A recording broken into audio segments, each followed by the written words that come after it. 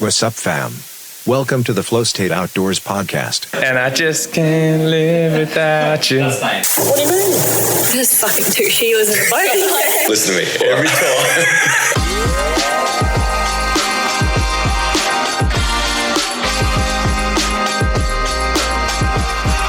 This podcast is brought to you by Hustle and Grind Coffee Co., Evertread, and Castmag.co.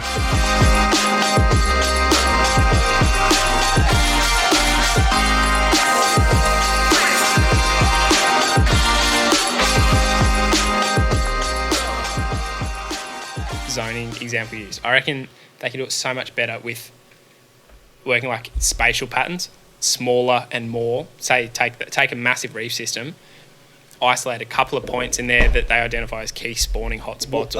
What are they trying to? Because you'd know more than me. Are they trying to protect the reef, or are they trying to protect the fish that surround the reef? Because a lot of fish don't live particularly on the reef. Yeah. So they move in and out of different reef systems. So yeah, they're safe today, but tomorrow you might not be. Yeah. So is it the reef or is it the reef fish? They definitely both would. I'm no like authority on it. I didn't do a lot of fishery subjects, but they definitely have like key target areas. Some would have a habitat emphasis. Others would be identified as a key. So your pink zones, for example. Yeah. Stuff like that, where they don't even want a boat going in. Yeah. Or so I think my understanding of pink zones was they want them as natural as possible for studies to then dictate decision making elsewhere. Okay. So they can go, this is like as raw and natural a system as you'll ever get. This is our little pocket postage stamp of that's under the magnifying glass. Okay. But yeah, like you said, I reckon there's heaps of fish that are not locked into that one area. So how that all plays in. I think the biggest one I reckon that's influencing the zoning decision making's like dispersal ranges. So there was like studies on the Keppels where they were doing trout DNA and they could link it back to their parents. So they were spawned at north of Townsville even further, but the young have ended up at the Keppels. Do trout travel that much? No, so they're spawned as larvae. So they're like they just in the pelagic like ocean layer. current, whatever. Yep. Yeah, right. Well, I started recording like halfway through this conversation. So you always do that, eh? Yeah, basically just hit the record button. So I don't know what everyone's talking about. Well, I would like to see a lot more of the study stuff. I did see some really cool stuff on marlin that were tagged off Townsville and ended up as far south as like Hayman, and then back up onto the reef off Bowen, like into like lagoons, like where the tag pinged. They would have been in the middle of a reef system, and then back off, and then back north of Townsville. That stuff was really cool. It's pretty wild. Oh, that's way too much for me. Hey, that's way too much for me. You just hear so much. Yeah. I feel like I'm really sensitive to the noises now. I might take him inside. It's all right. It's all good. There's always like heaps of noise and shit. Triggy's cat was running amok last night. We got 3 cats here. Yeah. I don't know where they are. Your cats? Yeah. Are they? Yeah. I don't think I've ever seen one. No, they're generally in my bed. In your bed, just sleeping. They'd be asleep. They're one especially, most likely 2. On the marlin, are they the ones that catch on the Gold Coast, northern New South Wales? Are they the ones from up north? I thought that like you had the spots that were breeding areas. They breed off Cairns and like the ribbons, and then basically wherever they end up spawning or birthing, wherever you will, then they just do their migration south. But they grow real quick. Yeah, they're extremely fast growing. I don't know the rates, but it'd be interesting. I know sailfish are like stupid fast. What's the fastest? Dolphin fish. Dolphin fish, which I think is 20% of their body mass every month. Cobes are pretty massive. Cobia are pretty rapid. Yeah, right. And I thought wahoo were crazy as well. Yeah, I think a lot of the pelagics are. They've got to get big quick. Yeah, otherwise you're dead. Otherwise you don't eat. 10 kilos in the first couple of years sort of thing. Yeah. Which is why I think that whole game fish fishing thing's so good because you can go catch these great fish that have had a chance to go through multiple breeding cycles. Is that what you think that, like, I see that with tuna, like the northern bluefin and shit like that. Like, you see those big, massive fish. How long does it take them to get that big? Do you know? Is there any... Like a 20 kilo bluefin, Yeah. like longtail. Yeah, sorry, southern. I mean... Southern sorry, bluefin. Southern. I don't know, but I do know it's pretty quick. I know it's quick. Yeah. Yeah. Well, it's deemed a sustainable fishery. Oh, yeah. And you got to remember, even the commercial longliners, when they're targeting them, and I know this from talking to someone that's dealt with it, is if they go to target those fish, have a fisheries guy on there. Yeah. And if you pull up one that's chomped in half by a shark, that still comes off your quota. Yeah. But they don't go off the bit that you weighed. They go, how big was that fish do you think it would have been before it was eaten? So let's say you get 10 kilo a head, and the fish would have been, say, 110 kilos. You'll have like the pro guys get the deckies going like, oh, that would have been 50 kilo, mate. Only. Yeah. Maybe 35. The head's like this big. Yeah. No, mate, those are tiny, tiny fish. The fisheries guy, let's make it 70, eh? Meet in the middle. Oh, fucking hell.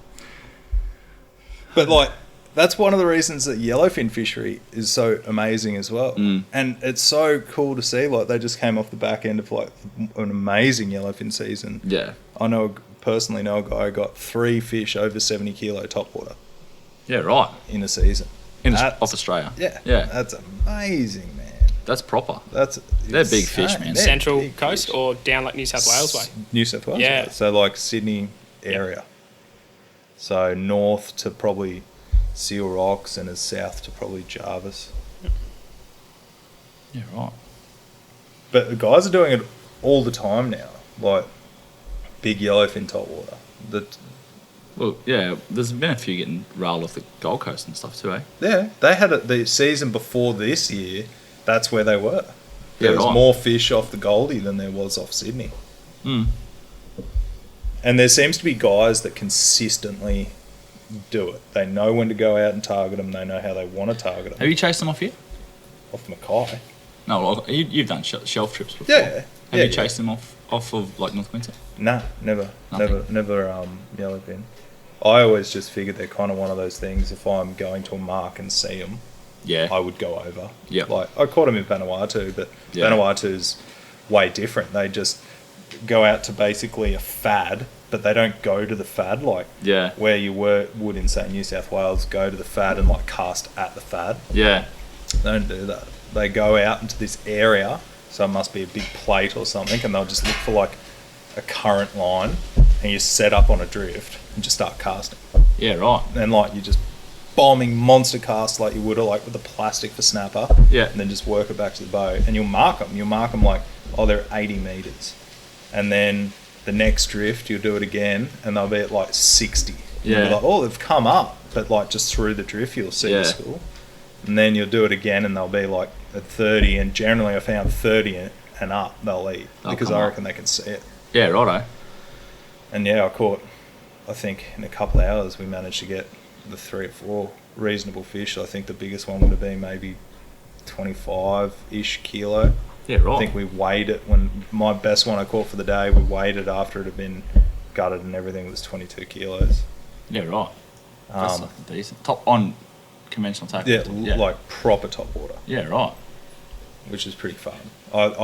But again, those yellowfin, you can bowl them pretty quick if you don't let them get you down. Because if they go down, they just start pinwheeling circles, and you're just oh, this is a drag, because they're a pretty long fish. Pulling them up through that, especially on casting gear, because all the pressure's on the angler. Yep. It's not like a small little quick stroke rod. Yeah. And but if you keep them up, you knock them. Yeah. Can you keep them up though? Yeah, definitely. Just go bring the heart. Well, again, I was fishing P8, so 80 pounds. Yeah. So I was just going as hard as I possibly could. How good's the noise? Give me that. I'll sit on it. No, I'll just throw it away. Poor old Murphy. Oh, he'll find 1,000 more. Yeah, I think the tuna fish, all the tuna, I reckon if you could, I think that'd be a great one. I'd love to meet somebody who's tackled, like done like the southern bluefin, Yep. like northern bluefin over in America and all that stuff. So not longtail, but like the legitimate, like, Yep. I think Pacific they are. Yeah. Like doggies, like Yeah. yellowfin, big eye, all your main big name tuna would be really cool. Yep. Big Eye'd be sick. I've never seen one. I've heard they get the odd run off cans out at the shelf. I get it every year. Every year. Do they get them chasing marlin? Yeah. Yep. I've got a funny feeling like I heard. They've started popping I've up on heard some stories. Spiro's radars. Yeah, I've heard. Rob Torelli owns a record. Oh, he does. It's only little. It's like 35 kilo. Well, he did own the record. Somebody's probably chipped him by now. Yeah, right. But he used to own the record and he speared off cans. Yep. Well, I know. I can't remember the story, but I remember someone telling me that someone got one trolling for 1,000-pounders Definitely. off the shelf. Definitely. I would be surprised if it ate like a 14 kilo Spanish mackerel. But, Yeah, nah. Like, it would have been on a pusher or something for sure. Yeah. but Fuck that. yeah, Yeah. no, they. I know. What's the name of the? What's those reef systems immediately east of Cairns? Scots. Yeah. Yeah. Yep. It is Scott Reeves. Yeah, the Scott reef systems out there. Yeah. I know of guys. They did a YouTube clip. Look it up. It's amazing. They get monster big eye, monster. Yeah, right. Like I think there's some 50 kilo, 60 kilo Straight. fish in there, which are big eye. Yeah. Big eye, like, I mean, the southern stuff and the stuff they get over in. Well, I always thought they were cold water fish. No, so the most consistent fishery I know of them at the moment is the Maldives. The guys in Right. the Maldives Well, that's tropical as fuck. blitz them and jig them. Like, they jig them and like 80 plus kilo fish. Jesus Christ. Yeah, and I follow a couple of guys from the Maldives that were judges in that Saudi thing, and man, their fishery is just they get swords, they get Tropical swords. they get swords, they get these huge big eyes. How does that work? Oceanic current. No idea, man. Well, Maldives is literally in the middle of nowhere. Yeah. It's, Like, yeah. and then they get what are they? Rosy jobfish? Is it the red ones? Yeah, Rubies? Yeah, rubies. there's a rubies. there's a few ruby, different ruby types. snapper. Good rubies, They yeah. get them like Big 30 goldfish looking things. 30 plus kilos. Do you see the ones they get in Vanuatu though? Nah, Monsters, man. really? Like, dudes go there in longboats and get them and take them up to sell them to cafes and shit. Really? A dude had one like backpacked, hands in the gills, walking it up on his back at a cafe in Vanuatu when I was there. Wow. Yeah, monsters. Pull it up, Jamie. Oh, I'm trying to get this dude up that I follow. Yes, here it is. So this guy, ASF Maldives. So he runs a charter there. That's one of his big eye. It is. That's huge. It is enormous. That's Like, huge. I feel like a lot of them get passed off as yellowfin too. Oh, Like people 100%. knowing If the I name. if I saw that, I'd call that a yellowfin. No way, I'd pick that. I'm just gonna that's them on the big eye. Yeah, that's a sesh, man. But I'm gonna show you some of his deep jig and stuff because it's actually insane. Maldives sword. That's just too complete. Yeah, that's wild, eh? Nighttime shit. Was that nighttime? He did that at night, but apparently they just do. Real deep. I'm gonna have to show you that one too. That is a monster big eye. That's It's like disgusting. 100 kilo big eye. That's huge, man. Do they get the swords coming up shallower, or is it a similar fishery to like the I wouldn't more wanna jig temperate that. fisheries? I'm not too sure, man. I only talked to him about the rubies Yeah. because Oh yeah. they're just I reckon there's a really good fishery for him here, and he reckons there's a really good fishery for him here. But the fact is, not many people go the hard line, and not many people spend time Yeah. jigging Well, I know there's a lot of them and flametail off of Cairns. Yeah. Shit tons. in. Well, who's jigging 250 No, meters? no one. Like cheap. No, like 400. Nah, you get them in 250. Do ya? Yeah. Yeah, righto. Yeah. Because this a mate of mine, I don't know if he's still up there anymore. I don't think he is, but he moved there from Darwin to Cairns. And he used to take this bass boat to the shelf with electric reels. He used to get like, is that a Mary? Is that a purple cod It's a colour purple, variant? it's purple cod with That's yellow fins. the most What the outrageous colour variant I've ever seen. I don't know. Have you seen that Catalog cod barra with yellow fins. kicking around? The Photoshop, 100% Photoshop. That was photoshopped I've barra. been telling everyone it was photoshopped. You see that photoshopped barra kicking around? There was another one, a black one with a white patches on it. did You see that. floating That around? was That's really down here cool. somewhere. That was really cool. Ray Sebring on jig. Oh yeah. How crazy. I've heard They're they delicious, turn aren't up they? in Apparently they swordfish bellies. That's what they eat. Yeah, they do. But yeah, so these guys go and catch these subtropical, well, what I always thought were kind of tropical deep water species, but then I'll go catch a doggy like that, jigging for him as well. And you're like, are you serious? I just want to move to the Maldives. Why don't we I'm moving to the Maldives. Is there GTs there? Yeah, heaps. Big Gs? Oil fish. Yeah, those How things weird sick me is out. this I thought- fishery? Where did I see on a show in like turning up off Japan? That's the only Yeah. time I've heard of I've them. heard mentioned. you can't eat much of them. No, because it's a or you need like a really. What's it like, full of mercury or something? No, it's a laxative. Oh. Oh, right, I shit yourself. Yeah, proper. Yeah, right. Yep. Well, there you go. I didn't know that. Yeah. Well, I don't know if it's a laxative, but yeah, apparently. Do they if you have eat too green much, zones you and shit. shit over there? Super Don't know. waxy flesh, something like Oh that. no, they do because I looked at their because I want to go and these they always said come do a charter and I'm like I'm definitely going to. Yeah. Like, COVID and that. Bit hard. Yeah, right. Because you've brought up that apnea Maldives page before, haven't you? The Spiro. The Spiro, over there. yeah. Yep. They Crazy stuff. He smacks a lot of fish, that dude. A lot of fish. I'm trying to. No, I've got to stop looking. It's just driving me berserker. But he's got a story out. I need to know what he's bloody caught. I follow this page. He's got like what? He's got 6,900 followers. Cool. So the world's oblivious to this Yeah. fishery. Like, Yep. Sold. and like, Well, I've only got 3 followers of the podcast, so it'll remain a secret. how's this milkfish? Like, they get fuck is this place? everything. I'm gonna follow that guy. I rate that. Yeah, no, he proper smacks some donkey fish there, man. But they do. They even get into their fly fishing stuff, man.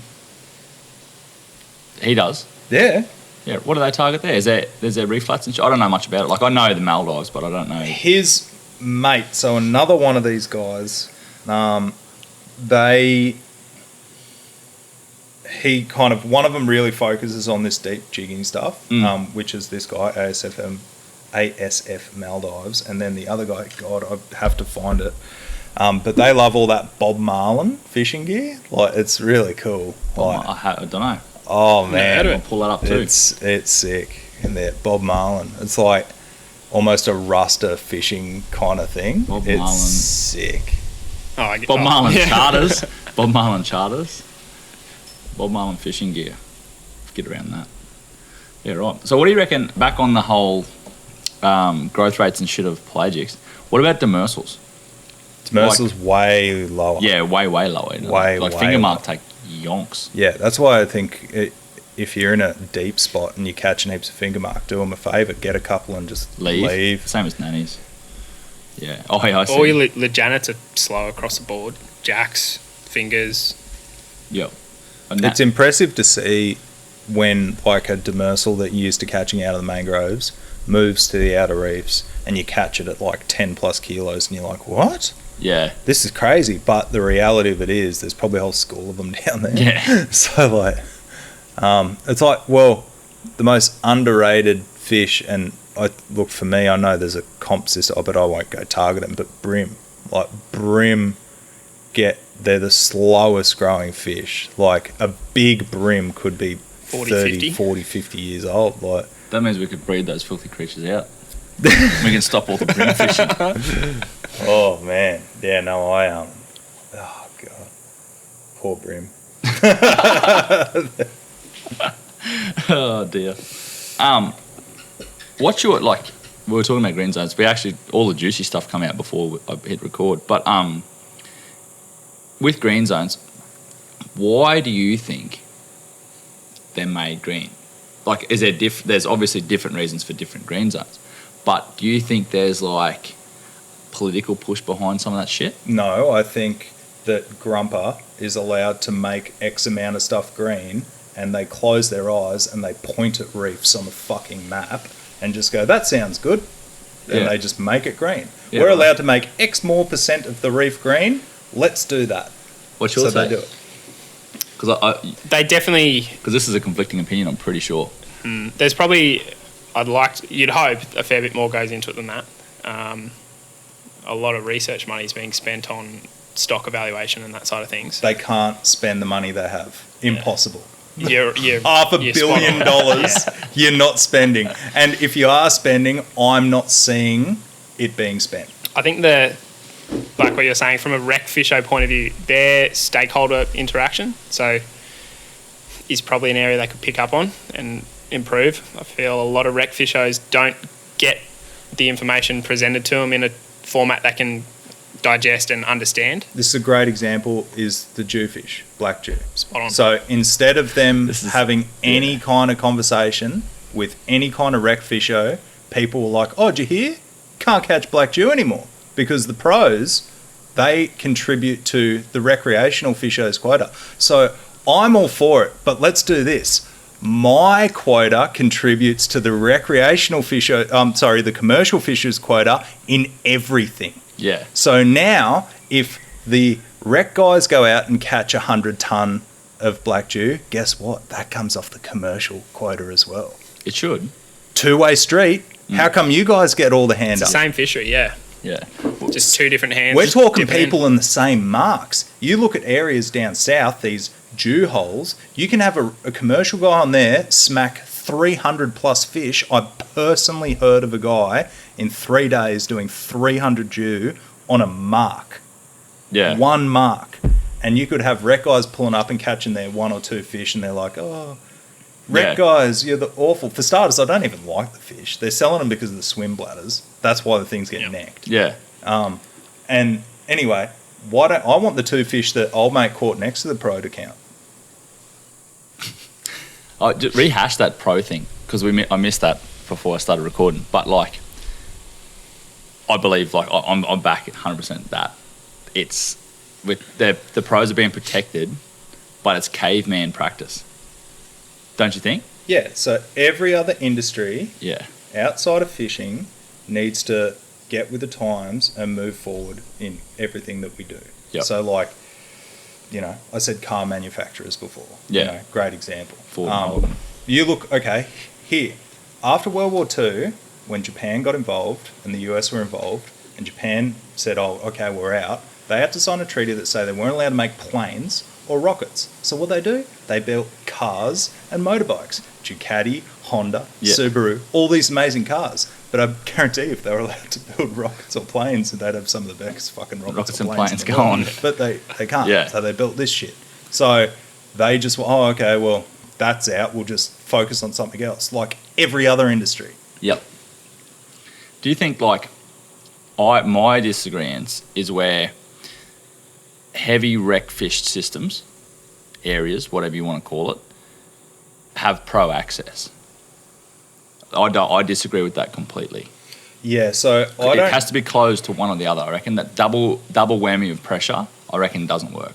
Yeah, so I don't know. I know the rules for net guys in the territory are different for net guys in Queensland, and like since I don't have all the info, I wouldn't want to like go to the grave arguing about it. But I'm pretty sure in the territory you're not allowed to net internally in creeks. No. You can only net headlands. Yeah. Well, in Queensland, they net the mouth. They net off. Like, I've seen nets run from the mouth of one corner of a creek out, and like are influenced by tide and runoff. yeah. So fish wash out, go this way down the coast, hit the net, sort of thing. Yeah. Yeah. Well, in Queensland, I know for a fact your net's not allowed to be exposed at low tide. It needs to remain in the water constantly. Yep. And I know that they can put nets up systems, Yeah. Right. so not just the headlands. Yeah, and I know of a lot of guys in this region that seem to consistently be in and out of court for breaking rules. Yeah, territory. Well, I don't even know the territory. I don't know about the territory. I'm just saying Queensland, and the only reason I can say that is because I've seen the news. Yeah, Like, I don't even know if the territory people get, like, I've seen some pretty fucked up shit up there with, like, commercial fisheries, and I don't know if they ever get caught because it's never in the paper, or I don't know if they, like, the government try and, like, hush it, or what the fuck the go is, but you never ever see or hear about much. yeah, and again, I don't know the permit system. I know some people can have permits that allow something where other permits don't allow other things. Do you think there's room, like, do you think we should be buying back commercial fishing licenses? Yes, 100%. Well, let's take ABS, for example. I think in the 50s, you could go to the post office, put in an application for an AB license, No way. pay your fee, and they'd give you one. Yeah, right. That's how it worked. Basically, easier than getting a driver's license Yeah, now. you just had to pay put your application fee in. They would say, "Oh, how much do you reckon you can get?" And you write on a piece of paper and go, "Here you go." And Cop then, that. as time persists, they were like, "Oh, hang on a second, this is like a serious fishery," Yeah. and either bought them back or some people bought other people's. Yep. You know, like, oh, my brother's got one, I'll buy his, and blah, blah, blah, made these huge ones. And there's people that make a living leasing quota off licenses. They don't even dive. They just lease quota, and you can take 80% of the quota, and I get 20% of sale of quota. That's what they do that a lot in TI and shit with crays. Yeah. Basically. So, and now the market, like, I heard the market in South Australia crying poor for the rock lobster. Yeah. But the reality of it is, yeah, they're not importing it to China at $88 a kilo or whatever they're used to getting, but they can still sell it locally in Australia for their end is at $40 a kilo. Yeah. So, like, I mean, really, it's not, Yeah. yeah, I know you've taken a hit, but like, you still making good money. Yeah. What about split it up then? You've got barramundi, which are easily farmable. Yeah, so I don't think there should really be a commercial fishery for wild barramundi. Wild barra. No. Yeah. Yeah, And I'm with you on that one. then and this isn't just because some people might be like, oh, well, freshwater barramundi doesn't taste as good. Well, they have cages up in the territory there's all salt over ones. the place. There's fucking salt ones barramundi, everywhere. that's it. Yeah. And the you reason wouldn't taste the fucking difference. exactly, I feel you won't know out there. A lot of the freshwater barra farms as well actually have like a purge phase of the grow out. So they'll farm the majority of the grow out in freshwater. They get a couple of month period in a small salt holding facility, clean them out, off to market. Yeah. So I think the fact that is so easy to achieve and that there is so many shops, like, I mean, I'm pretty sure they do prawns now as well, don't they, in some retrospect? I think so. There's Of- prawn, like farmed Farm prawns. prawning. Oh, 100%. Yeah. All through up and down. There's some There's a whopping handful prawn in, farms. so Cairns has a facility. There's a couple down. Look up Red Dragon Prawn Farm. Okay.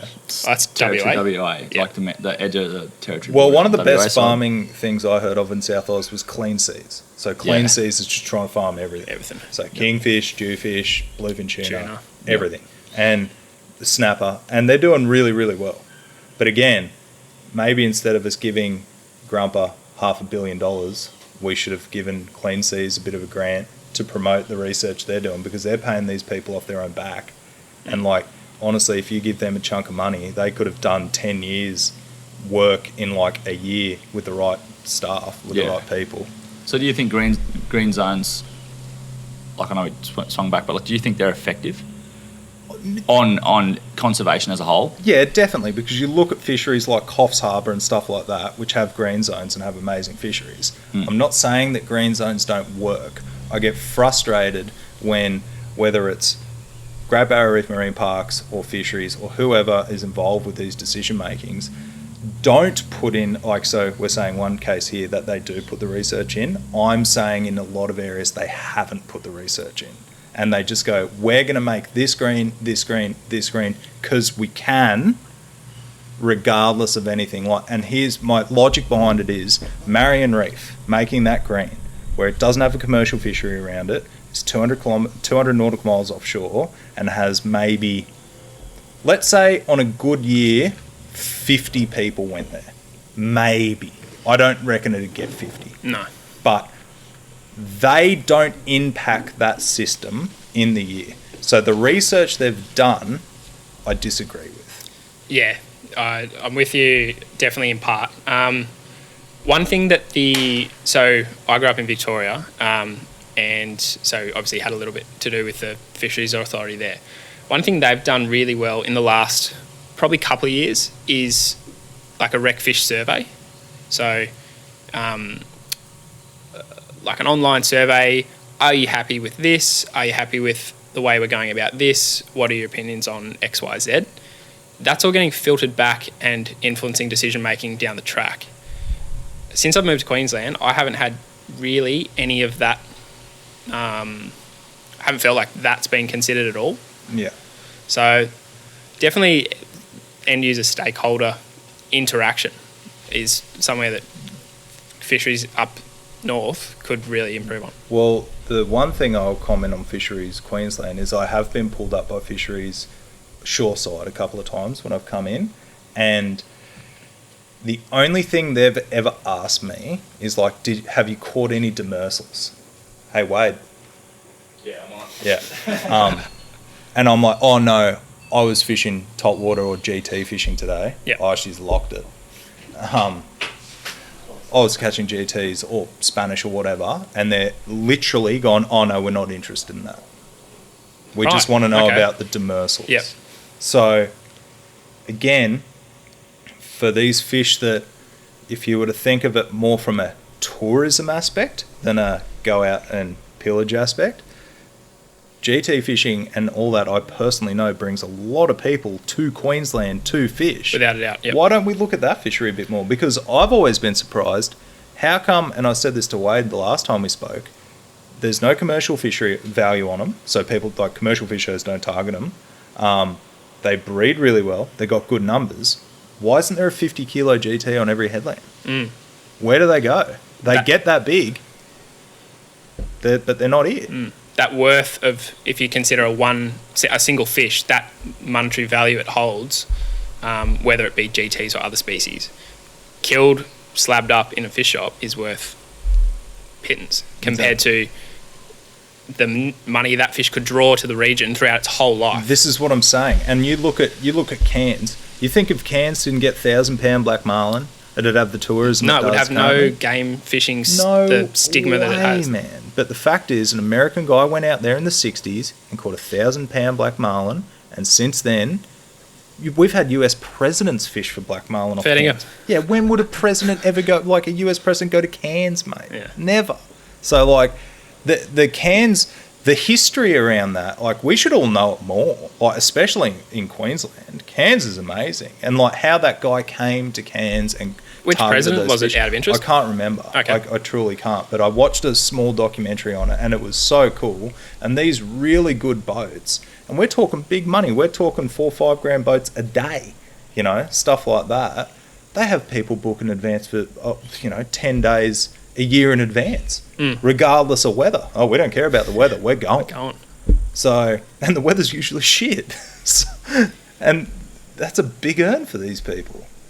And again, we'll put a bit of research into them because this is such a standout. But, like, there's a whole other fishery that's coming up, like, and especially people that are interested in going and catching these fish, the technology these days, being able to take a picture of it, let it go, stuff like that. It's awesome. And why should I, like, here's the other thing. I would love to go tag more of these fish, but I have to pay to do it. I still can't get over that. That's ridiculous. But these people that get $500 million and talk about, we're all for doing the research, clearly not. Pay us to then go out and tag fish for us to then run our data on, basically. It's ridiculous. Yeah. I still can't believe that in this day and age, tagging equipment, tagging technology isn't just freely available to any rec fisho, because at the end of the day, they're the one they're helping out. That's feet on the ground data. I should be able to, anyone who would be interested in doing it should be able to write to Fisheries Queensland and go, I'd love a tagging kit, this is what I do. And, like, yeah, no dramas, mate, here you go. I release reds. Like, if I, go out and catch a couple of reds that normally in Queensland is a neckable offence to let them go. But like, I love doing it and putting it on Instagram stories. It's the best thing ever. I'd love to tag them. Thirst trap. Yeah, I'd love to tag. Like, imagine going, I'll tag at the odd red, and like if I get a trout on the reef or whatever, mate, that'd be such a good fish to tag. Like releasable trout, stuff like that, nannies, whoever. But yeah, I'll pay for the tagging kit so I can do your job for you. Fuck off. Did I miss anything juicy? Oh, we're talking about Sunday. Yeah. I specifically didn't bring up the name. I started to do a piss and a beer run.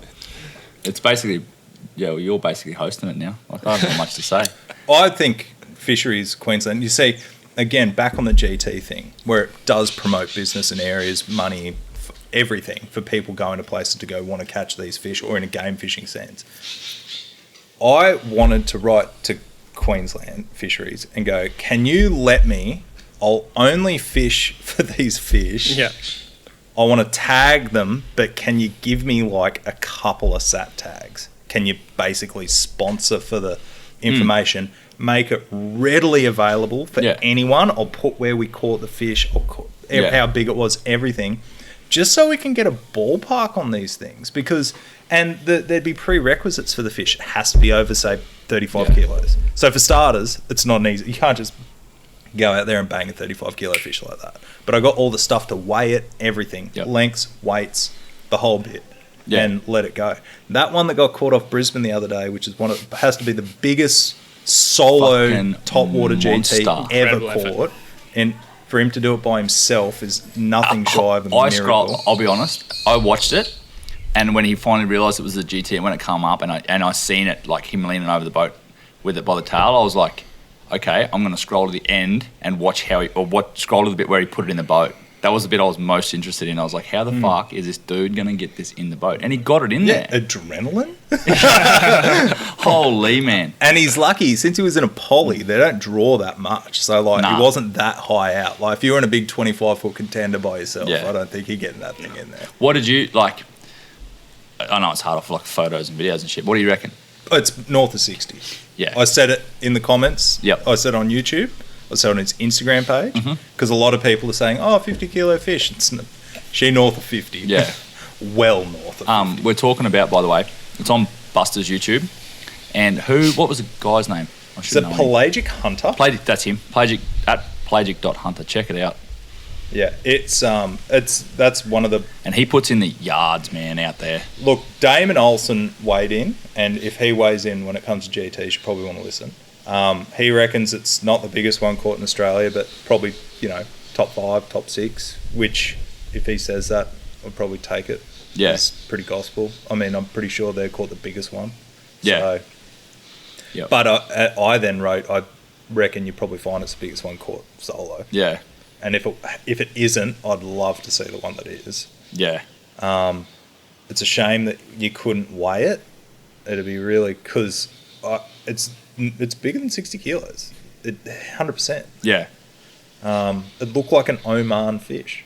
It looked like a fish had come from Oman. That confuses me. Where are all the small GTs in Oman? I don't know, not in Oman. Yeah, but somewhere else. How does that work, man? It doesn't make sense. They must travel a long way. Do you think? What's the nearest landmass to Oman? Or the nearest... I don't even know, man. It's in the middle of nowhere. Like Sudan. No, sorry, Sudan. Yemen. Yemen. Is next to Oman. And then you have Socotra, which is an island off, which is still Yemen, but then after that is Somalia. So, there's fucking nothing. That whole out coastline there, is just like not much. Hey, like it's like I don't know.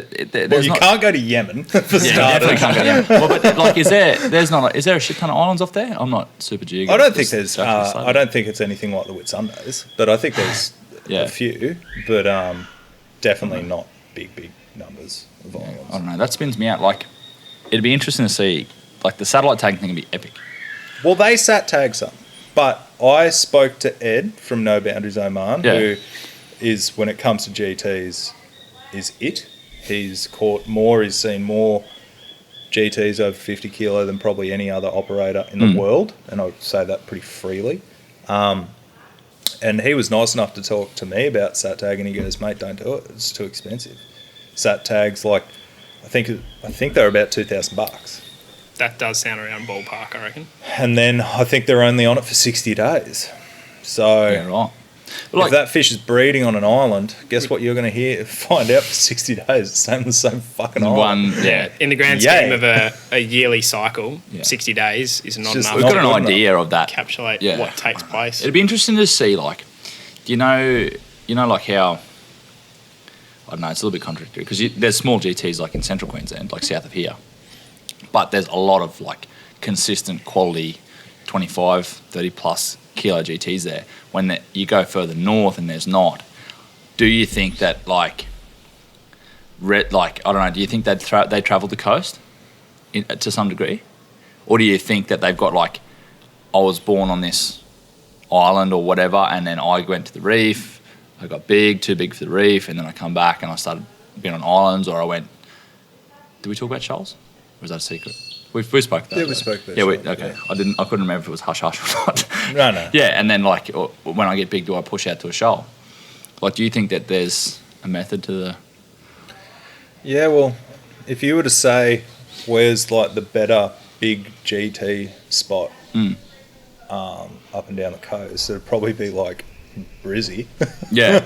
They seem to consistently get pretty Donkeys, yeah. big fish there. Like, there's not too many fish off Brizzy under 25 kilos.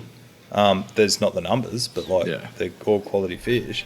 Then you got Fraser as well as the main one. Like, Well, I think we touched base on trying to figure this shit out last time we caught up, eh? But then you come up here and it kind of gets modelled. Like, you know, you do get a lot of 12 kilo fish, but then you go smack one in the 30s and you're like, you were off the same mark. Like, Why? Why are you hanging How does out? this work? Like, this doesn't make any sense. That's like Port Douglas, like you see those operators and that go out and just bang rats all day, and then all of a sudden they'll just bang a 40. Like, one will just turn up out of nowhere. Well, out here, which is the strangest thing, is you have reef systems have different calibre fish. Yeah. So we have reef systems immediately out here that hold bigger GTs than reef systems north. Well, there's one...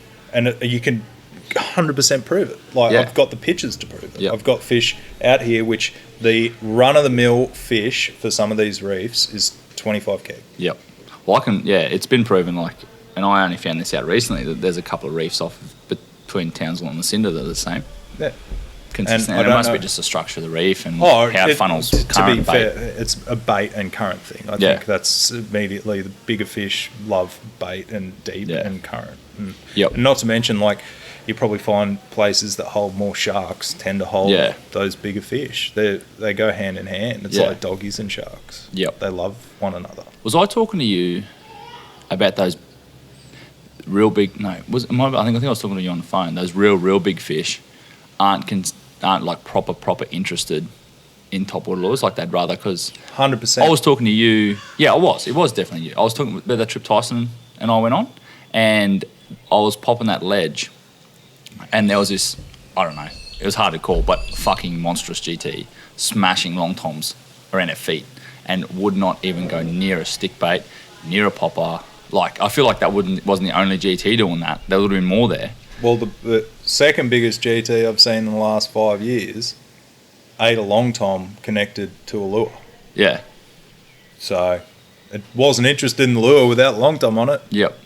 But then, like, a 3 foot long tom eats a lure, and the GT's like, "Oh, I'm interested now."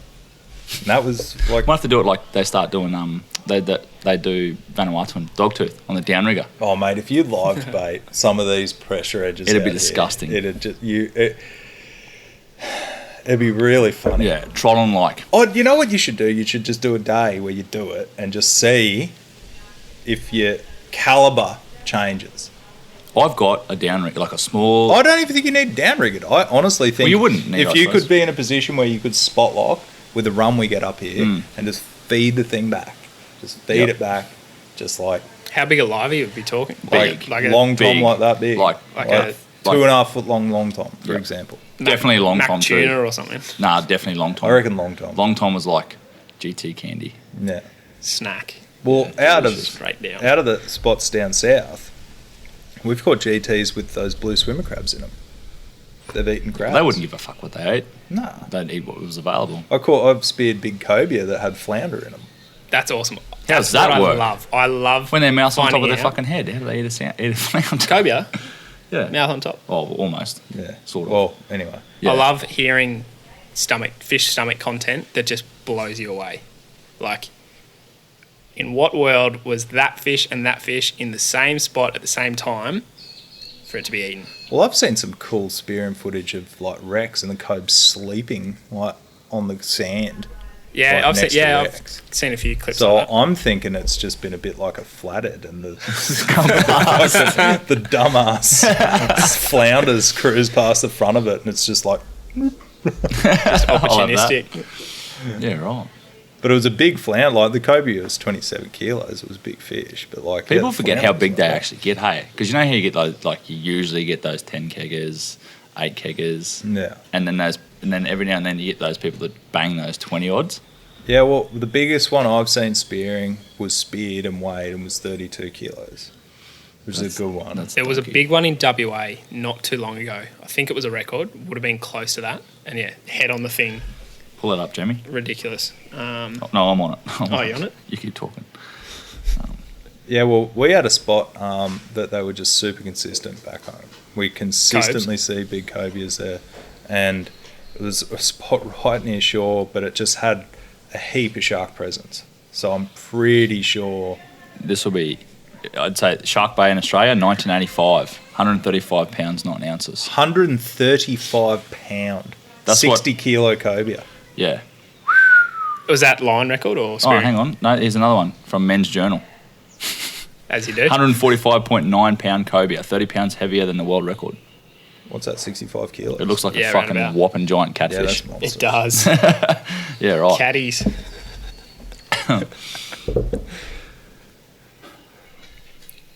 I'm curious as to whether those fish have an age they die at. So, They must. you think about What do you it. mean? So, you know how people have an expiry limit. When you get to about 80, you're starting to get older. When you get to 90, You fucked. You've done well. you're old. Good And when innings. you're over 90, you're in borrowed time. Yeah. I've heard that, say, crocodiles don't have that limit. If they can eat, they live. Simple. Now, is it the same with fish? Do fish, as long as they can eat, do they live?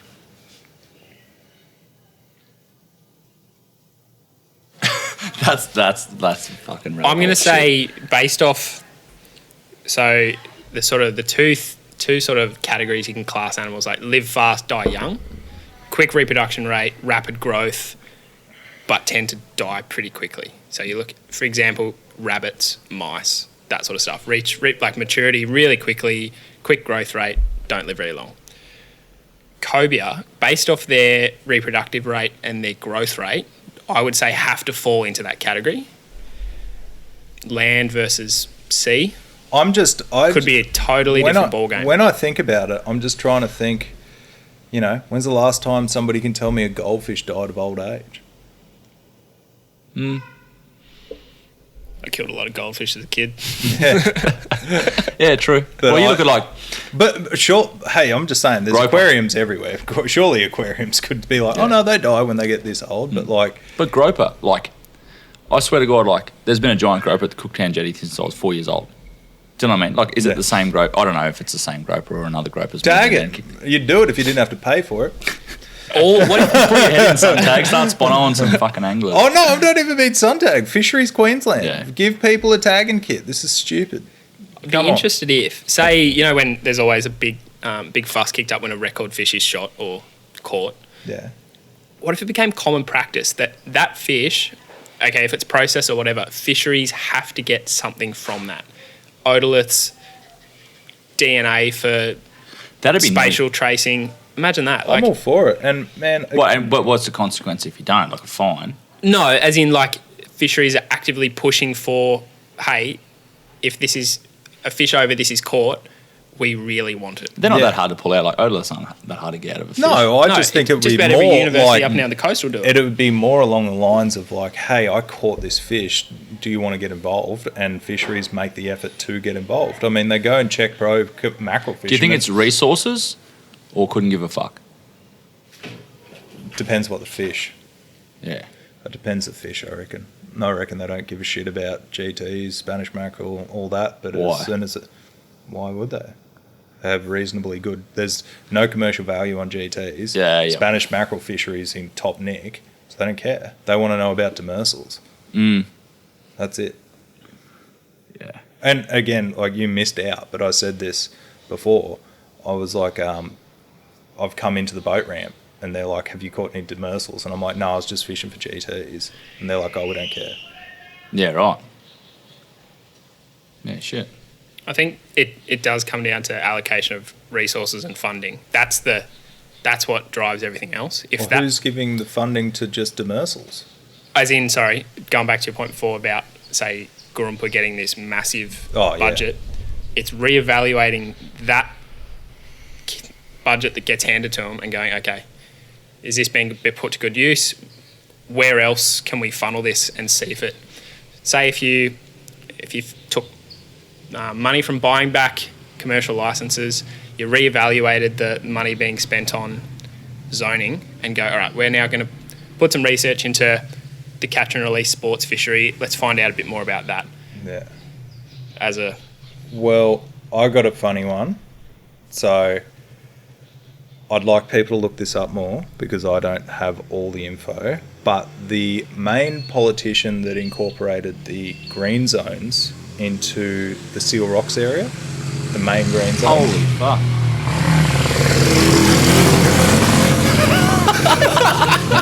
It's just some random kid on a motorbike in the back of Jack's house. That's like the universe going, don't say it.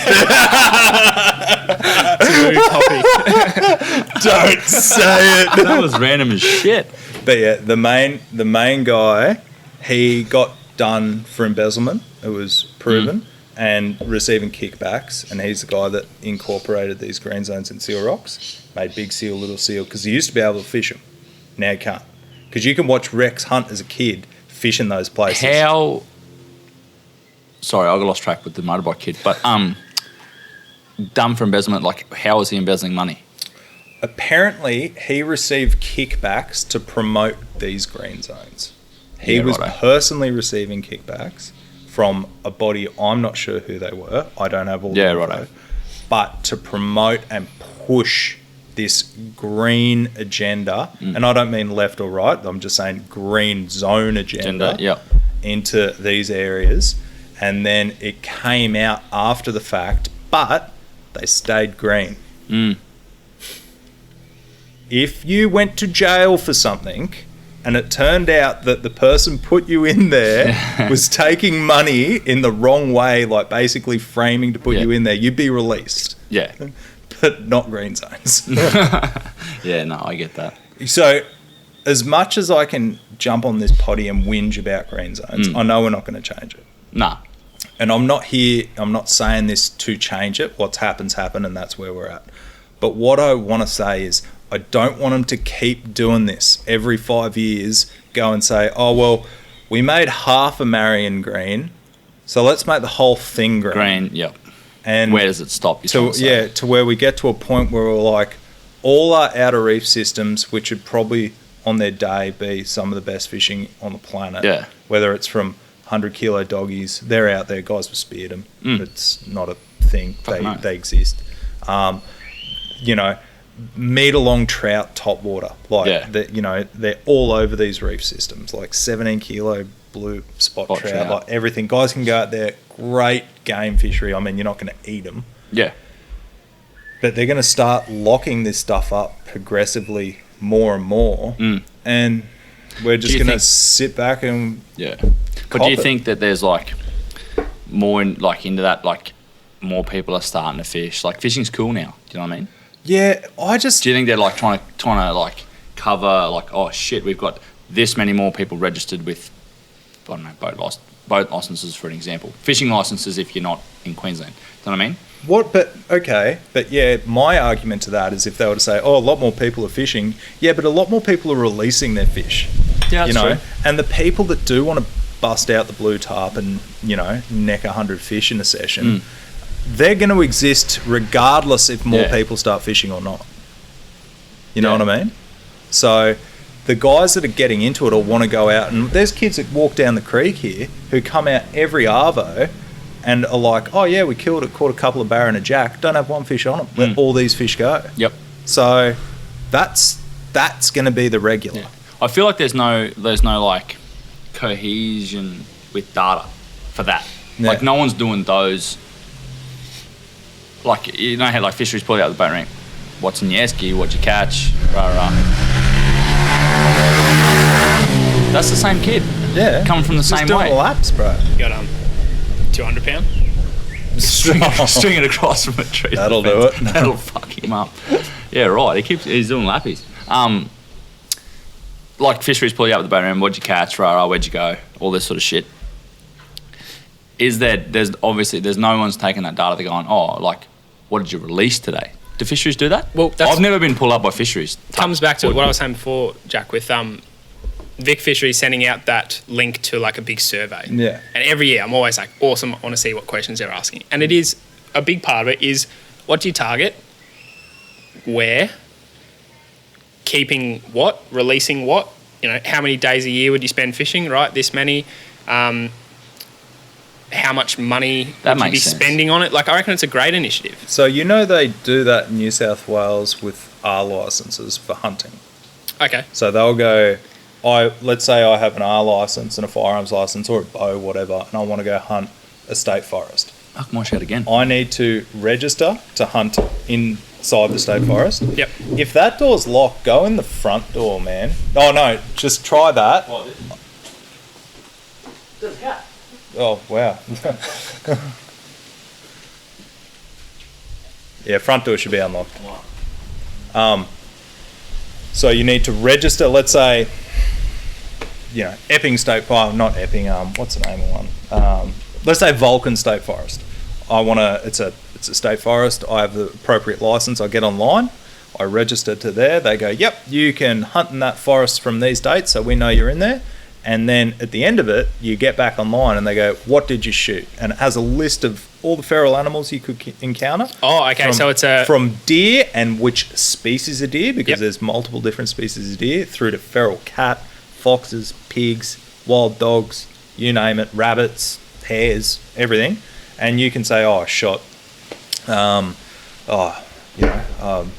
shot a red deer, I shot a fox, and I shot a hare. And they take all that information in. They're like, oh, interesting. And they provide at the end of each year how many of these animals were taken from each state forest. So you can look up as a hunter and go, oh, wow, there was 600 red deer shot in Vulcan State Forest last year. And then there was also, say, 200, what's the other bloody deer? Oh, I've had a mind blank.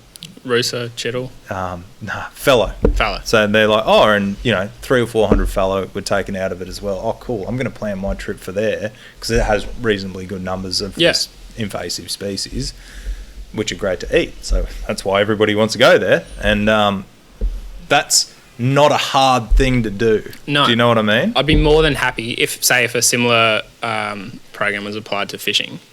Spend 5 minutes at the end of a fishing trip, put it in an app form so it's easy to use. And again, you don't just put even your need counts to in. do it day of. And the people that are interested in promoting the fishery and moving forward for a better and more sustainable style of, basically a fishery, we'd do it. Yeah. Yeah, sure, the old guys, there's a lot of old school guys are going to go out there and they're not going to put the info in. And to be fair, that's their right. They don't have to do it. But if it is a voluntary thing, that's free info. It's free information for fisheries, and it's like the tagging thing. If we could go and tag these fish off I want a tag and I want this. Yep, great, here you go. Same deal. Free shit. And there would be a level of this kid's gonna cop in a second. I'm taking it that's locked as well. Oh no, it's not. No. Cheers, mate. And there would be it would be good to see like a level of what's the phrase? Like coordination between the two groups. So if research groups are like, these are the things we want to try and work on, a level of like liaison between the two to meet in the middle. sometimes, and you're right, but with fisheries, what can frustrate me is I feel like sometimes they're not looking for information, they're just looking to find people doing the wrong thing. And you're not going to learn looking for that all the time. Like, I get that you want to get people that are doing the wrong thing. I understand. I want you to catch people that are doing the wrong thing. But it needs to be more, hey guys, can we have an open discussion because we want to know what's better for this area? Or how come we're seeing more of this than here? And the people that know that area best are going to be your local users. Exactly. Not a government office. And that's why your local hundreds of k's away. users with a simple web-based platform, whether it's in an app form that you can do on your phone or whatever, and can talk about, oh, we caught this and this and this on this day. Sorry for record. Sorry for your recording. No dramas, mate.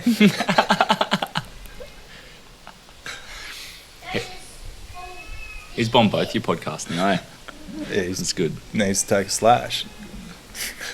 He's a very polite slasher. He's wild. My daughter's not that polite. Can you hear her in that? Yeah, I can hear her carrying on. Oh, I no, walked because inside before and she stopped. Yeah, because he's out here. So she's blowing up because he's outside. Oh, righto.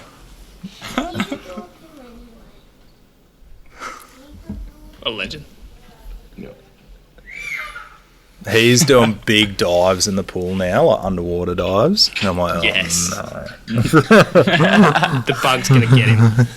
Guess who's going to get some spearing gear back? He's got a motorbike in there. Oh, no. He's that kid.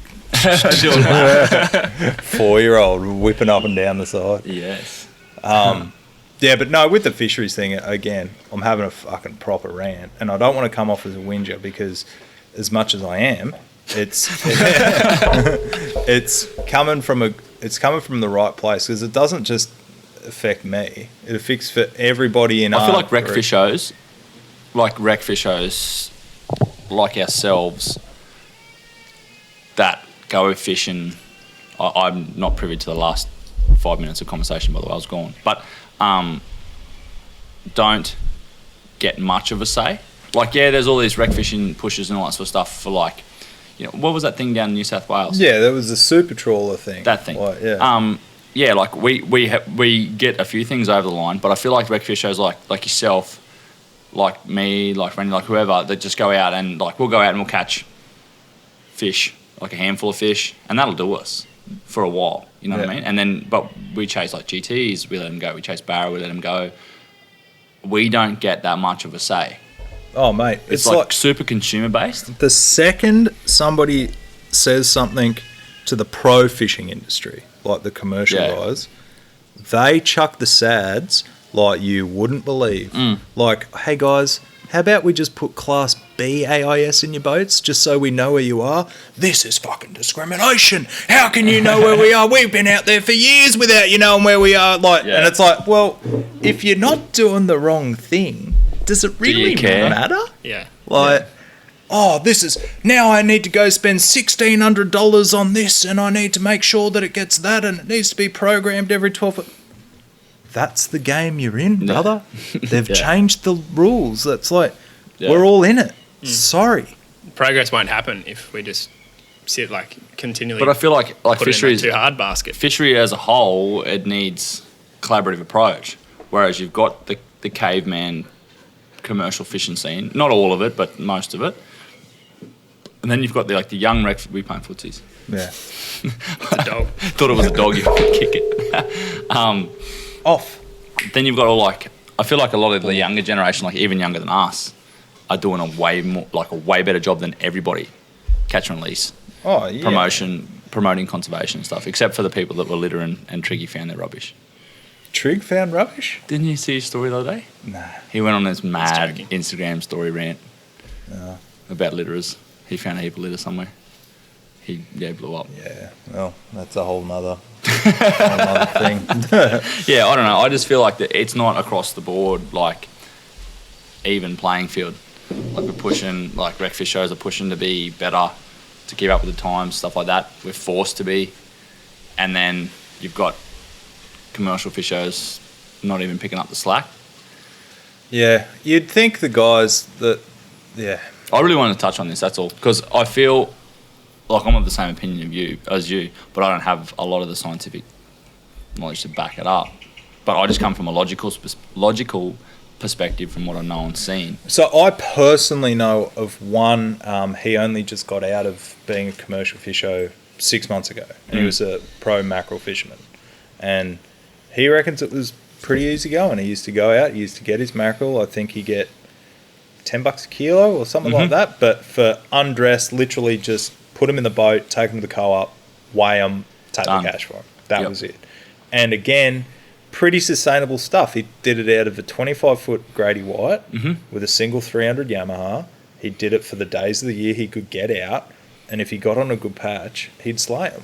Yep. And that's not a bad way to do it, really. He's fishing with lures, for starters. Yeah. And he can only get out when the weather's great. So, like, when I look at that style of commercial fishing, I'm like, oh, maybe it's not all bad. Like, he's catching and selling fish same day. You know, it's not I don't see that as the problem. I see going up and anchoring on a reef system with like 6 dories and banging like 100 ton of trout is probably not good for the system. Yeah. Yeah. But again, trout have a pretty reasonable growth rate, but they can't grow if you killed the whole fucking thing. And it's just not sustainable. There's trout boats up and down the coast. We have a huge trout thing here in Mackay.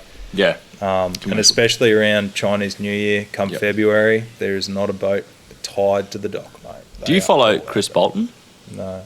He's a commercial fisher out of Innisfail. I've got a funny feeling it's Innisfail. He's one of the guys that sight glass, drop baits on fish. He's got a UAV, like an underwater UAV. And he is all line caught, all ikejime. Like, he sells to like Peter Nolan, like that fish butchery, and like high-end restaurants and stuff like that. And all of his is line caught. He must charge a fortune, but I feel like that's really good practice. Yeah, quality over quantity. The whole argument. And he's catching like hussa, for example. Like, he'll go and catch X amount of hussa and use them, whereas like commercial, like a lot of, like, in a general sense, will catch those and just throw them in the water and they're dead. Yeah. So do you that's know what I mean? So your dead loss in all that fishery is just insane because there's no value around it. So they're like, did I buy? Yeah, don't have to deal with you next time. Yeah. Where do you sit at with that stuff for a wreck fisher? Because territory, no size limits. There is, but not on everything. Yeah, but they have a bag limit. Yeah. So, like, if you want to keep a 30-centimetre fish, that comes off your bag limit. Now, there's 2 ways about this because I'm of the opinion that fish should get a breeding cycle. But if you bring it up from 100 metres, it's fucked anyway. Dead. It changes. It's the same as a release in reds thing. So I do it just to stir people up on social media, to be honest. Because when I'm catching nannies, you get a red on a couple of spots that I've got, and I'll just let it go and film it, put it on social media to stir the pot. And people are like, oh, the fucking sharks will probably get it. But probably it's better than necking it and putting the esky, you know, like it's more of a chance. So they did this about, I'm going to say 11 years ago. I used to drive the ferries in a place called Pittwater, just north of Sydney. And a whale calf got separated from its mum. And anyway, on this particular day, I was driving a local water taxi. And I had the people from National Parks get on and Department of Primary Industries. They were going over there to see this whale calf that had been separated from its mother that was living like next to a yacht, like on a wharf. Like you just pull up and here's this whale calf just sitting hanging there. Next to something else and, big. They're assessing to whether or not they were just going to kill it. Just put it down. Because why not? And I said, why don't you just take the yacht and just go way out? There's heaps of whales going up and down the coast. Just go way out. It'll follow the yacht. Or even like do the best you can to like take it out of pit water and give it a run. And the guy from the DPI looked at me and go, and the initial thing he said was, what? And let the sharks kill it. And my response to him immediately was, well, it's better than you just killing it. It's circle of life's going around. So, and he then just was like, oh, well, mate, yeah, whatever. Like, that was literally the feedback I got from somebody who was obviously pretty high up, because they're talking about killing a whale. Like, Yeah. That's they don't big. just That'd be hard work They don't anyway. just let cats go around killing whales. Yeah. And sure enough, they went and they thought that it would take. It's going to be quite tired after not having nutrition, and it's not going to take too much to kill it. They jabbed this thing like 10 times to kill this poor thing, Yeah. and it eventually died. And they took the body away and did their research and all that. But like, that's bullshit. That's man. ordinary. Now I'm being an adult, I probably have a pretty big opinion against that. Yeah. I'd be like, nah, Yeah. you're not doing that shit. Like, Yeah, that's I pretty honestly think I'd be like, How many years ago would this have been? 11? So that's not ancient. That's not old school. That's current That's not times, crazy old. basically. I was an adult. I was like 19 years old. Mm. So, That's pretty fucked up. yeah, right. No, If that this, happened now, Mm. massive stink. That'd be huge. oh, like, yeah, I'll bring it up, Jamie. Whale killed Pittwater. So, your opinion on no size limit with bag limits, or That was it. for demersals, say hypothetically, right? So let's just say we put no size limit but a bag limit on demersal species. Let's say off Queensland because it's local, Yeah. versus size limits and bag limits. For or against which? Sorry, can you please repeat that? So like no size limits, Yeah. but say a 10 bag limit, just Yeah. hypothetically. If you're going to change the side limit, you need to reduce the bag limit, is my take on it. Increase the size limit. If you're going to if you're going to have Yeah. no size limit, you need to reduce the bag limit. So no Yep. one's ever going To account for breeding cycles. Yeah. Yep. Because, like, I don't want you going out and smacking 5 trout off the beach Yeah, righto. in the rocks. I'm glad we're talking about this in depth because, like, there's a lot of conversations that I have with people. I'm About telling you, this, though, man. and I've told fisheries as well, Yeah. if I go out and catch a black dew that it's closed season in 27 metres and it dies, it's coming home. Yep. Find me. Mm. Done. Yep. That's my take on it. Yeah, because, well, otherwise it's just... I don't target the things. I don't. I actually don't target dew. Yeah. But the reality of it is, every now and then they'll sneak. How gnarly is my house? What do you Like, mean? do you hear these? Oh, yeah, two I cats can hear the baby. just going troppo. It's Forrest carrying around his sister, and it's just like doing my head in. I can hear. Are they playing? She yells. That's just at the drop of a hat. That's her inside voice. But like, yeah, he coaxes. Yeah, here we go. What's going on? Not much. Nothing, Dad. Close the door.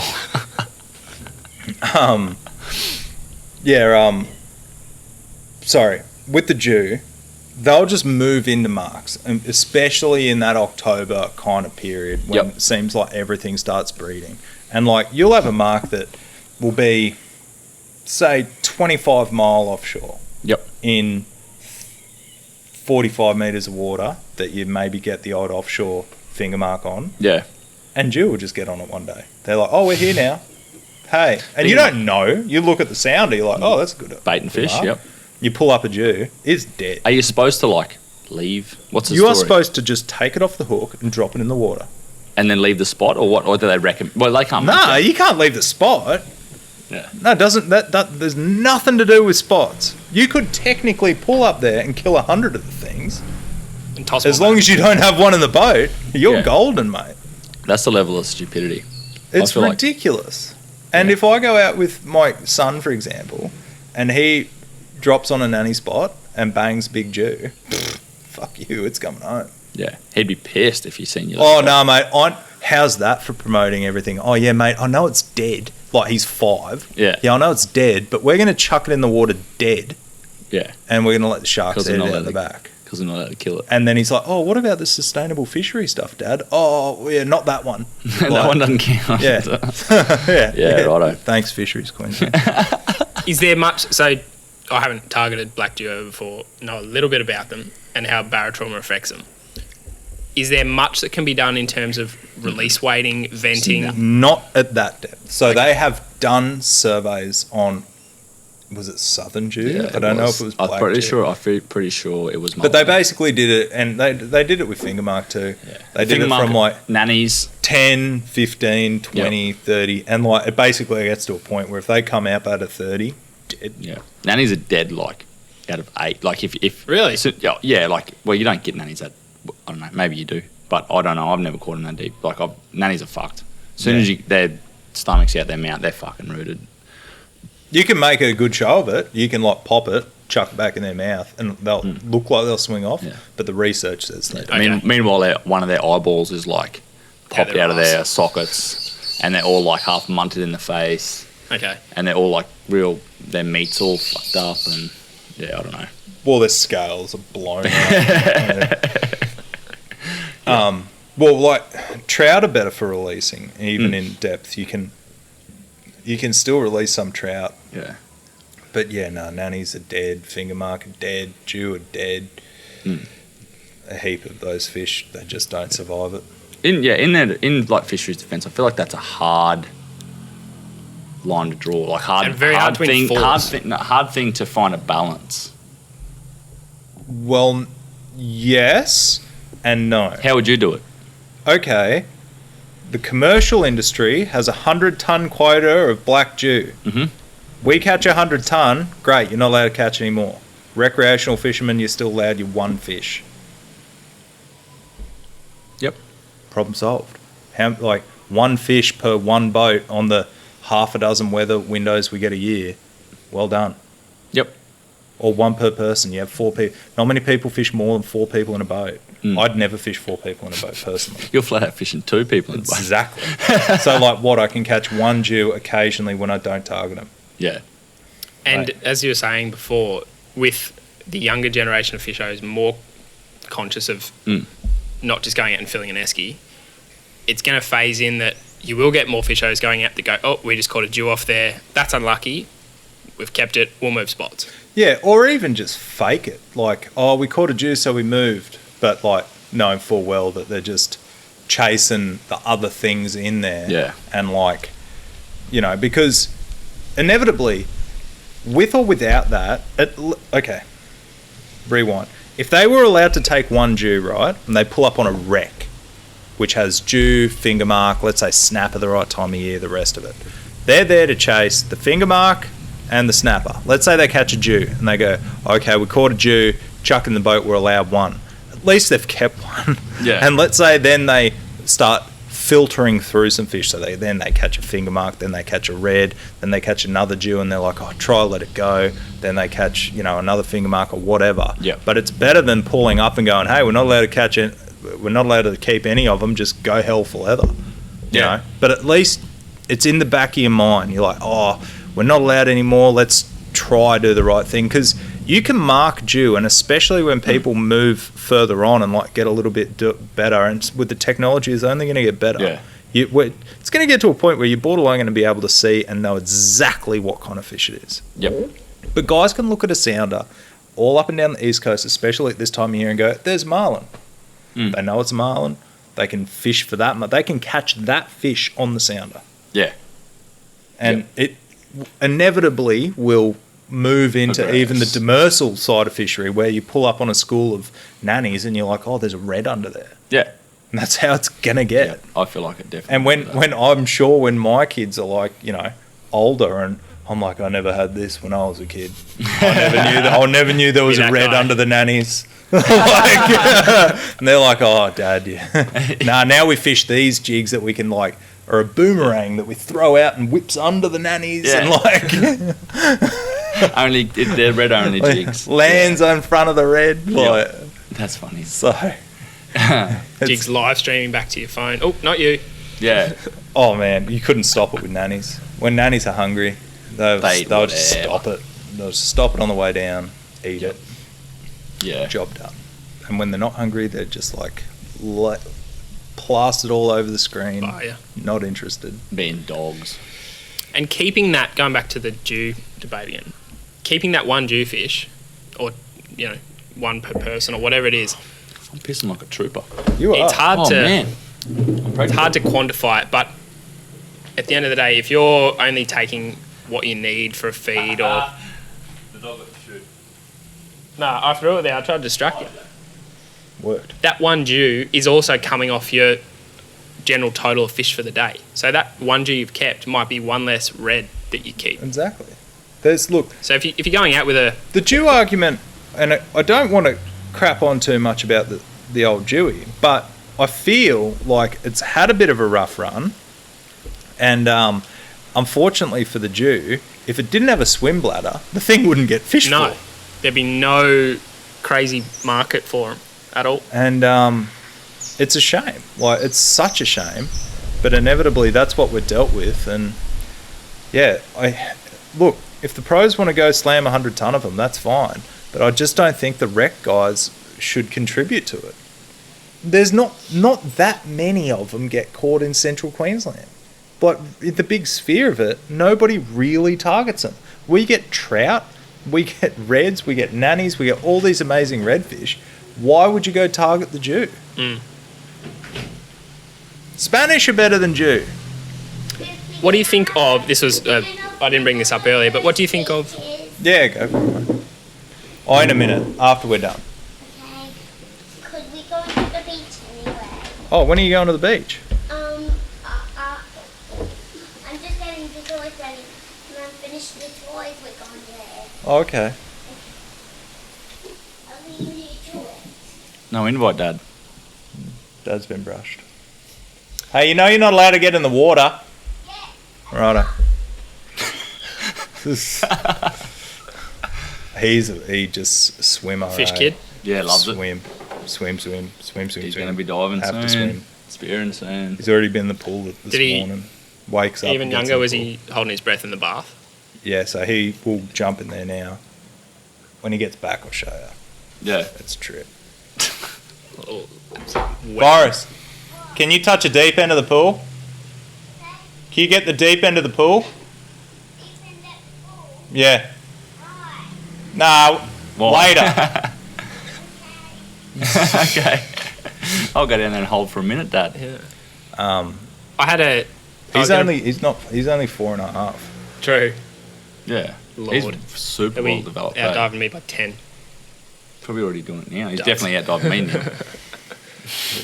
Yeah. I'm pissed actually. We didn't start this earlier when all that good Spiro talk was happening.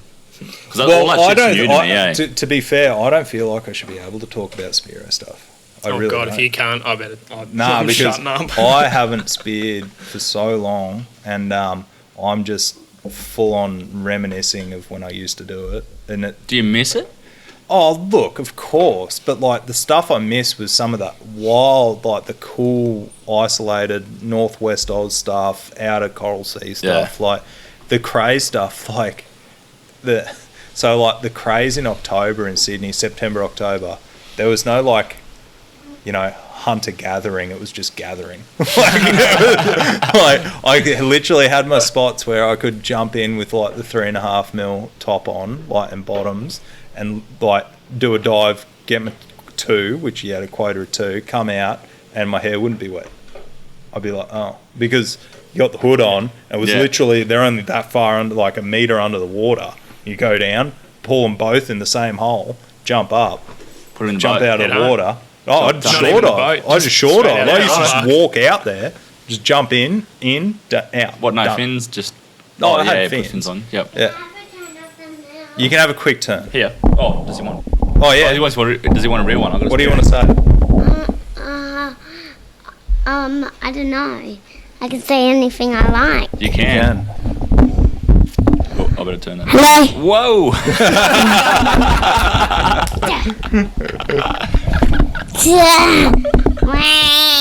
No, don't make that noise. Hey, can you show me your back? Do you want your own mic? Yep. There you go. Hello. Da, da, da. Hey, what's your favourite movie? Ghostbusters. Yeah, I know. That's old school. Wow. Yes. Because I love the bit of the ghost and the wolf fall down, and then also where the lions come alive. When's that? Is that a No, new the Ghostbusters dogs. movie? Nah, the first one. Oh, like the 86. OG one. OG. Yeah, Jesus. 86. That's awesome. Yeah. This is like a back rubber. It is. It is. That's classic. Yeah. I love Ghostbusters. You know I love Ghostbusters, don't you? Yeah. But not the most recent one. That one was rubbish. What's that noise? Hose. Oh, that's old mate's hose next door. Filling his pool Oh, or it's- something. I did do it. Yeah, because it makes the pool. When it rains, it makes not much water be in, and then the water goes out. Yeah. Yeah. He's got your passion fruit for you, mate. You done with it? He's out. Oh, thanks. He's come and said his piece. He's gone. Yeah. That was classic. Legend. Adelaide. Hey, Maddie. We've paused it. Can Adelaide come say hi? Oi. Yeah. Swimming or spearfishing. Yeah. I followed him. Asked him a couple of questions about the doggies Yeah. because No, I just dropped the beer. Dirty bastard. Fixing that up. not Can I gonna get a rag? not gonna fuck my shit. No, I don't care about my stuff that much. Whoop. Smash your mate's phone. Well, you've had enough, cunt. I'm running amok. We've had a few. 2 beers and you fucking parrot. 1, 2. How many have we had? We've had a few.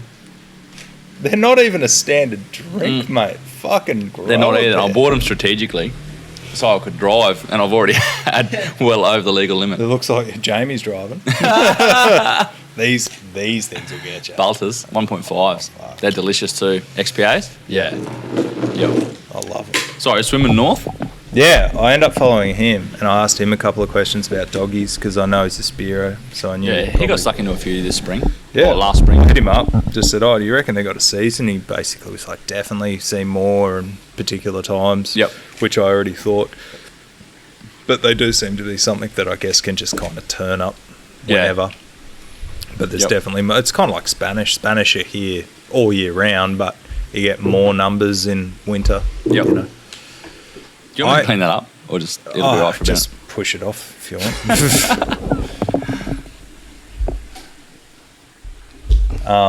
Flick it on Rennie. Oh, not on Rennie's biscuits. Not on his biscuits. Yeah. Yeah, I think they're just, Spanish have a season. I was thinking more of like, I reckon you should do something around when your listeners' best time of year to like come to Queensland is, because a lot of people would think, oh, I'll get up there in summer. Yeah, everyone comes over Christmas break, man, and It's the the weather worst time is of year to come here. fucked up. So the worst time of year is summer. I know guys that have done the mission up to Airlie now that are like, oh, we're hoping to get some good weather, and I'm like, keep hoping. Yeah. I don't know. It's just so unpredictable, man. Are you out? I'll Winter's just not. turn your mic off if you're eating. Oh, you're still chatting. Yeah. Well, I think so. I'll leave it. No, eat it. You're around there. Yeah, like winter is the time. Yeah. I reckon, me personally, mid-September through to like December, basically, is it. Yeah. Well, that's when everything's happening with the shit that you chase. I like dry season. It's hard to get but it's predictable. So like if you check the forecast on a Monday and it says Saturday, Sunday is going to be good, 90% of the time it's going to be good. Pretty true. Yeah. Yeah. So my best, again, this is not all the time, but the best day I've had on GTs on islands was June, Yep. and I started the morning in a jumper. Yeah. Cold. It was cold. Yep. Well, that was August, I think. When Guthrie and I went off Yeppoon and we hit a joint on the way to Fish Flats, Fly Fish Flats. We got 4 bangers and 4 casts, like good fish. And it was fucking cold. We were in jumpers and shit. Yeah. So yeah, I don't be put off by getting out there in a jumper. Yeah. Eh? And also, if you're heading up from down south, winter is the best time to bail on that. Yeah, Like, seriously. Yeah. Yeah, winter here is like crispy, like 25-degree days. Amazing. I always Morning. found if it was dumping snow in like Thredbo and Victoria and all that, the weather up here was glamour. Yep. Yeah. Wonder what that's got to do with the barometric pressure. You reckon? No idea. Don't know. I feel like there's a few stories I've heard with that, like weather patterns down south or offshore, like in completely different climates, influencing like our climate here. Yeah. I don't know. I'm no bloody. I love it because you can cast all day and it's not just dirty, muggy, hot. And like I did a trip out to the Outer Reef once in summer and to like sleep out there, and the weather when we left, the forecast wasn't that bad. Yeah. It just turned dog shit when we were out there. Yeah. And then at night these storms came through and you could hear the water hitting the ocean, like the rainwater hitting the ocean. Yep. And it sounded like a waterfall, like shh, like right near us. And it never hit us, thank God. No, but that's it was so that cool. close Yeah. that you could hear it. Yep. Like proper. Those storms are gnarly too, and they turn up like you always want to try and get off the water up just after lunch if you're here, off here in summertime. How good are those? Holy, what's going on here? Oh, the back of the old mate. Just walked past. Hot is it in like December, January, or January more so, when it's those glass out days, and you're fishing top water, cooked. That's why you see you got to weigh up with the center console versus the cabin as well, because not a lot of center consoles have a bimini or any kind of awning. Yeah. And I know I've done trips with guys at day 2. They're like, "Can we just jump in your boat to get in the shade for a minute? Yep. Because we're dying." Yep. And I'm like, "Yeah." Well. It's that bad too. What do you rate your boat for a GT specific boat? Jack's got a, what, 26? 620 Sea Devil. 620 Sea Devil, so it's a front cab. Yeah, but they traditionally have an esky in them. I took all that out, put a bigger fuel tank in it. It's got a lot of room to cast, like you can cast 2 pretty well. Yep. If you got somebody who's keen, like I'm happy to cast from up the front. Mm-hmm. But I mean, you wouldn't exactly want to fight a monster fish on the bow. Yeah. But I'm happy to catch 90% of fish from the bow. It doesn't bother me. Yeah. It's great because you can cross so many levels with it. Like I can go trolling it, and I know people are like, you can troll out of center console. Yeah, you can. No dramas with it. You don't have the run around fishing style of stuff, but I don't need it. I fish generally by myself anyway. Yep. The most recent boat I was looking at fishing was a 25 Contender because I just like how they're built and the run of them. But again, since I do the bulk of it by myself, it's too much boat to fish by myself. I just don't have to. Even that 4 foot longer, like Oh, and my boat, it's the width, I think. Like I'm so lucky. My boat has the best fuel economy on the planet, man. Like, well, no, it doesn't. But for that size boat to what I do, 1.6 kilometers to the litre for me is fab. That's good. And it's like for a big boat like that. Yeah, it's huge. So I know guys with 150 Yammies that are doing, 1.7. Yeah, well, I only get 1.8 to 2.2 in mine, and I've got a 6.1, but it's a bay boat with a 150. Yeah, so, this thing chugs along really well, but unfortunately, I think I'm going to sell this engine, which kind of sucks. Oh, because of the E-Tech saga? Yeah, right. Well, it's only got like 150 hours on it. I need to go get a new trim relay put on it on the 29th. Yeah. And I'm just going to ask them how much they'll give me for it at the same time. Put on what? What are you going to put on it? I don't know yet. Have you done research? Yeah, I've done a fair bit, but the engine I want, they don't. Well, okay, so there's 2 engines I'm tossing up between. One's a Suzuki, but the one I want, they don't bring into the country. Yeah. They only bring it in a 200, but if they bring it in a 250, I'll probably get it. Yeah, righto. So that's going to be what I'm going to ask them. Yep. And go from there. So, anyway, time will tell. So hanging on to the boat, though? Oh, yeah. I love the boat. Yep. I was thinking of selling it, but I'm not. I'm thinking of buying a big boat, like a proper big boat. Yep. Long range thing. I think I spoke to you about it. Yeah, you did, yeah. So I spoke to a few people and kind of just weighed up on it, seeing what the put the feelers out, get everybody's take on it, because I'd love to do these big trips to these outer reef systems that aren't green. And before they lock them up indefinitely, and chase these fish that are literally like the big sphere of it. They're on our doorstep, and we don't go hit them. Like, why don't we?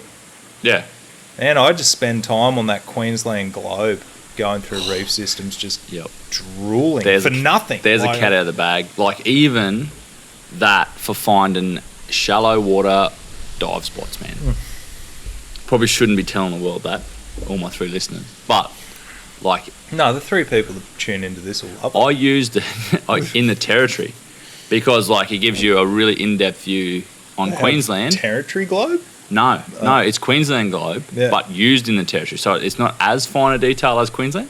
It's like, you know, when it starts, when you open the program, and it's like Queensland's like this high def. It looks real high def. The territory is still more high def than Google Earth. Wow. And you can pick, there's a place there called Shoal Bay. Yep. And it's like, what would it be like? I can't even think of anything like. What's that big fucking mouth here? It's like a inlet, massive inlet. It's got like a couple of creeks that come out. In Mackay, like. Oh, Pioneer. Yeah, but like, what's the other, starts with B? Anyway, doesn't matter. Like a big harbour, basically, a big inlet with like multiple systems or creeks or rivers or whatever punching into one big mouth, and it's all really shallow, and the tracks change constantly. Yeah. And for some reason, Queensland Globe picks it at. Did that little kid just run his motorbike up here and then run out of fuel or something? I think he ran out. So. He's turned around and pushing it home. Poor bastard. Yeah, so it always picks it like to take the images at low tide there for some reason. Huh. So you can roughly pick your track when you go there, because there's many times I can count on 5-10 times I've been caught there at low tide, 6 hour wait. Well, it's interesting. I just launched out of a system south of me a couple hours, which by all accounts I would have sworn I couldn't have got out there anything outside of 2 hours before high. Yeah. Anyway, I was looking at it. I'm like, I could definitely get out there. And sure enough, we pushed out of there like an hour after low. Yep. And it was low. And we touched the bottom in one spot. And when we got over that, it was all good. Yep. I couldn't believe it. Yeah, right. I still can't believe it. Well, the territory, it's a lot like Central Queensland, I feel. It's like high tide. Well, territory's all like mid tide up launches for most places. I don't know. You find, I don't know. I can't remember what I was going to say then. I had a story to back that up, but don't know. Lost train of thought. Too many beers. Beers will get you. Too many 0.9s. They are 0.9s. Yeah. Disgusting. Drink your water. I was like, it's basically coloured water. I was like, I'll buy middies just because I'll probably have a couple and then drive next minute. Dusted a few. You'll be driving, Jamie? Yeah. He will be. Anyway, oh, dear. No, anyway, it's good having you up. Yeah. Good pulling in, coming through. Hopefully, I think we've left a few doors open, though. We have. I feel like there's going to be a lot of comments re fisheries, green zones, bag limits, all that sort of stuff. And I really wanted to talk about it because it's a lot. It's like a lot of it gets spoken about in pub talk, but none of it gets really voiced. Yeah. As well, like, probably fair to say, one of the reasons I chime in so hard on this is since I work in the commercial industry on the water. Yeah. So, like, I do cross paths in every aspect of the marine industry, so I do know when How long have you been regulations netting change. How long have you been Been netting barra and dugong for the last 10 years. Oh dear. So no, that's one of the other things. Like, I'm passionate about it because I love my fishing. I know when bits and pieces change. Yep. I know when people complain about it changing, and I feel everyone else gets to have a whinge about it. So why not jump on here and fucking put my 2 cents in? So that's what it's all about. I was actually talking to your missus inside when I was getting beers before. She's like, she tunes out of a lot of podcasts where the host just talks the whole time, and they get the guests on. They don't really say much. I feel like that's that defeats the purpose of the whole fucking thing. Well, yeah, why have them there? Might as well just have podcasts by Just yourself. weigh your own Just monologue. Yeah. Monologue, yeah. So, But that's good. That's one of the reasons I care so much about it, and I want people to be able to. If they think they're at a reasonable spot now, just leave it. Like it's good. You got a lot of green out there.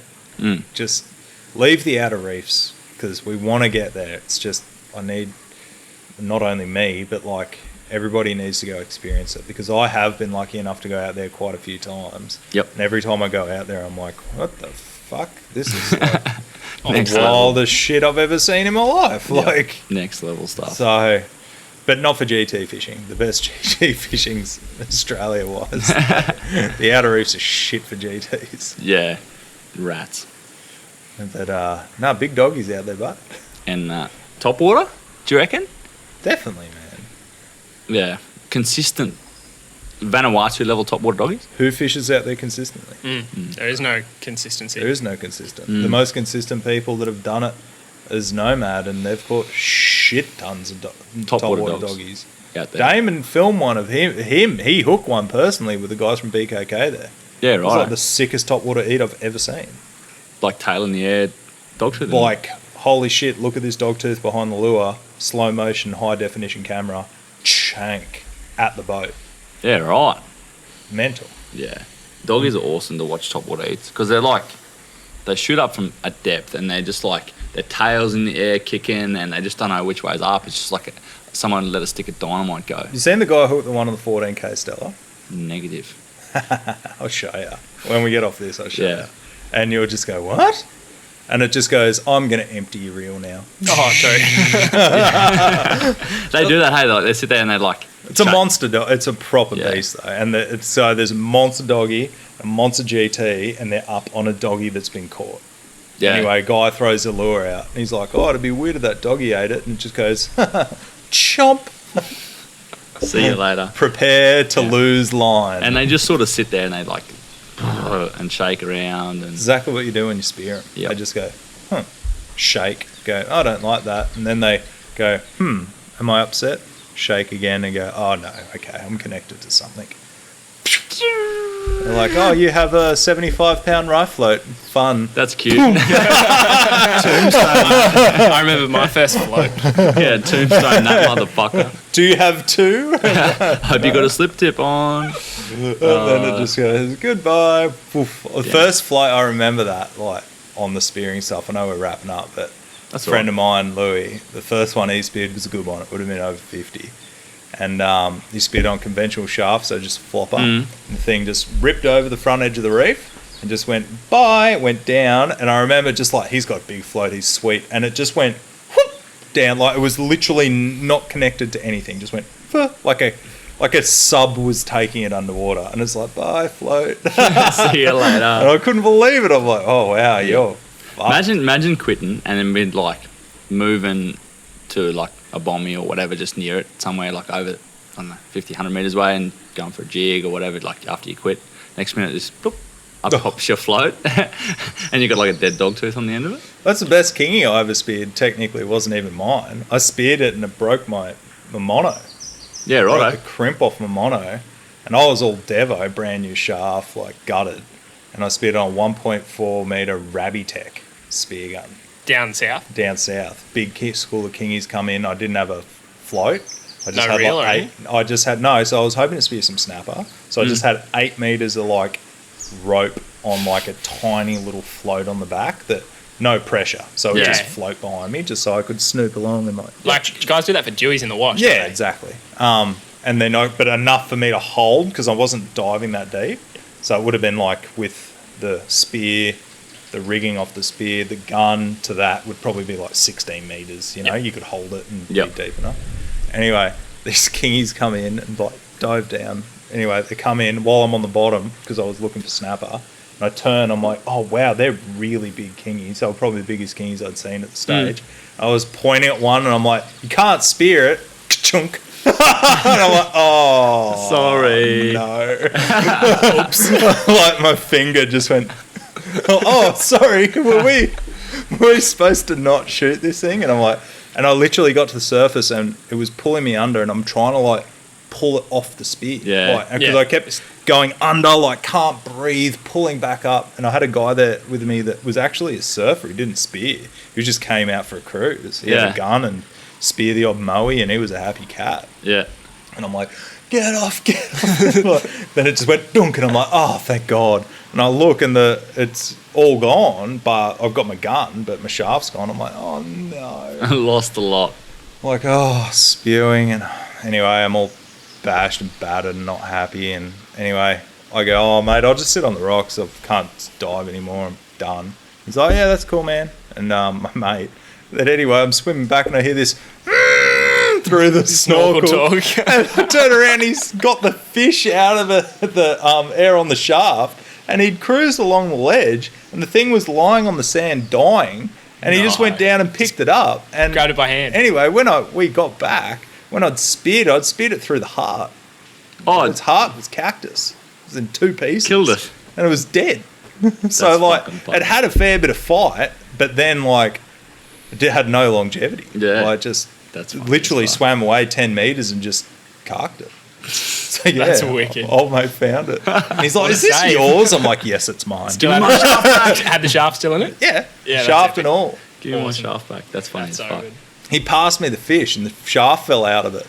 And I was swimming away, and I'm like, "Where's the shaft?" And he's like, "Oh, where's the shaft?" I'm like, "Hold the fish. I need that shaft." It was $80. And like back then, like when I was doing minuscule work, I'm like, $80 is a lot of money. I'm Yeah. like, that's a brand new shaft, man. I walked home. I had people stopping on the road because I didn't drive then. I was only like 16. Yeah. I was 17. No, it would have been 16. I didn't have a car. And then I was carrying it home. Cars were stopping on the road, like That's going. And my mate, I was surfing at the time, and I get out of the water with it, and he goes, "All the fish in the ocean, you go spear the biggest one." It was actually How great. big would it have been? Oh, look, to be fair, like probably 18 kilos. Good Like, fish. it wasn't a monster. Like Beast. it was a monster for me when I was 16, but like Yeah. now I'm like, it's crack at fish. Anyone that spears an 18 kilo king, I reckon is a good king. But it's Never not- caught one, speared one, nothing. Never seen one in the flesh. Guy got one off Mackay Pro. That same pro I mentioned, that mackerel guy. He got one 17 kilo out here. The That fuck mackerel. Mackay's like the That's interesting. The top it's, of it's like the Bermuda They get Triangle 'em- of fish. They Yeah. get them off your poon. Weird. They jig them off your poon. No, I have heard that. So yeah, but I've Apparently, never the ones heard. up this far get a real like crummy eating. Yeah, no, What, shit. like parasites all Yeah, through no, and stuff. shocking. But yeah, this one that got off Skull Rock it was, and a pro mackerel fishing was out there with ribbon fish, and a kingy had a ribbon fish on a mackerel line. That's fucked up. Well, you get snapper here, kingies. Like it must be that northern. You don't get kingies here. So kingies, you couldn't go out and go, "Oh, I'm going to catch a kingy." Yeah, Like, but it's snapper just you that can. weird fucking thing. Yeah. One rolled up, ate something with hooks in it. Yeah, So- makes you wonder though. Like if that's the only one that ate hooks, like how many have been kicking around? I personally know of a great white in the Solomons. True. We were having this chat. Remember after last night's podcast with Triggy? We drank The- a lot of rum that night. Yeah. There's Shark Smart New South Wales or something on. Oh Insta. yeah. You've shared it. I did. Yeah. They tagged a white off. Sorry, now I North gotcha. Coast, New South Wales. Yeah. Tracked it. Went to New Zealand. Did a lap of North Island, South Island. Jamie's on it. Did it again. Came back to Australia. Doubled back. A couple like zigzags. Back to Australia. Straight up the barrier, Yeah. like outer reef. Then back on the inside, like close to shore, like within trailer boat range. Wow. From like Cairns back down and then out offshore up to PNG and did like a couple laps of PNG over the space of like 3 years. So Yep. they're out there. It was 20-footer? No. It was I big, wasn't it? Just go I'm Shark trying. Smart New South Wales. Yeah, well, That spun me out. they tag them in Mexico and they turn up in like Hawaii and shit. I was on Insta. You'd expect fish of that size to do that though, or what? Well, this guy said he was on the back of a yacht and the guys were surfing this break. The guys came back and he goes, "Get out of the water, there's a great white shark in here." And they're like, "We're in the Fuck up, Solomons, idiot." Yeah. dickhead. Don't you mean tiger shark?" And they're like, it's like, "Nah, there's a fucking great white here." And this is like 15 years ago now. And he had one of the first like underwater cameras, and Yeah. he put that bastard underwater, and he has pictures of it in the Solomons. But they get crocodiles in the Solomons. So I did know that. weird shit goes around up there. The Solomons is like that. It's a frontier, man. That Jurassic place Park is level. crazy. I look at it on like the chart stuff on it, and I'm just like, could you imagine the fishing here? There's an archipelago there. I know exactly what you're. It's got a real funky name. Like, can't remember it. I does. should remember it. I've got marks on it. I've been sussing all I that. may as well show you while you're here. But Which is apparently just so untapped, which like is just going to become more and more rare as time goes on and more of those places get explored. There it is. Nendo is the main island, and this is the Duff Islands. Probably need to edit this one out. Bleep. Tumaco Duff Island. So this archipelago here. So I'll show you where that is in relation to the Solomons. So that's like the Solomons there. Yeah. And that's Yeah, right. We're talking east, Well, basically. Yeah, east. 3,000? Hang on, wait. No, oh mate, you fucking look That at was this just what I shit. saw That's then. wild, anyway. This will spin you. You know out, those, man. we were talking those flame This is snapper and rubies flame tails. earlier? Yeah. So my old man did a surf trip back years ago to the Solomons. And I was only a little kid, just started fishing at this point. And came back with photos of these huge flame tail of guys catching them out of dugouts. Yeah. He's stand on the beach holding these two giant goldfish. Mm-hmm. They do it at Vanuatu all the time, but only because you swim 500 metres off the Yeah, beach so and you're in that's- 500 metres of water. 2,500 metres, 2,000, like, so 2 and a bit kilometres, and that's fucking 18. In the space of... Let's measure A it. couple of kilometres. Oh We're getting man, deep here. that's 3 mile. But like, Yeah. let's go further. Let's go more. So that's 30 metres. That's 1,100. Shit like that, mate. Like, that's like a footy field, like. yeah, like crazy. all the shit up here, the north end of it, like 20 metres, 1,000 metres. Like, just fucked up stuff, man. Like, just. I need a big boat. Long story Big short, boat. I need a big boat. and a heap of fish tags. Free. Yeah. Fucking hell. Oh well, Yeah, let's wrap it up. ran it out. I'm gonna grab another beer and we'll hang out and Sounds like a plan. turn the mics off. Sounds like a plan. We'll round it out. Like Triggy's live session last night's my new like round out song for all of the podcasts now. Oh, I'll play some trig. I had to bully him into it. You know, he won Battle of the Bands as a kid. Did he? Yeah. No. Where did that story go missing? I didn't know, but he's going to cop it next fucking Yeah, podcast. Battle of the Bands. Trig and his band won it. Yeah, right. A lot of people messaged me about that because I put like stories up last night about it, and didn't know that he could sing or play guitar. You know, he was like in a legitimate band. Proper band, eh? Yeah. Playing folk music. Yeah. Folk. He doesn't age. Trig doesn't age. No, he doesn't, eh? Yeah, he's actually 70.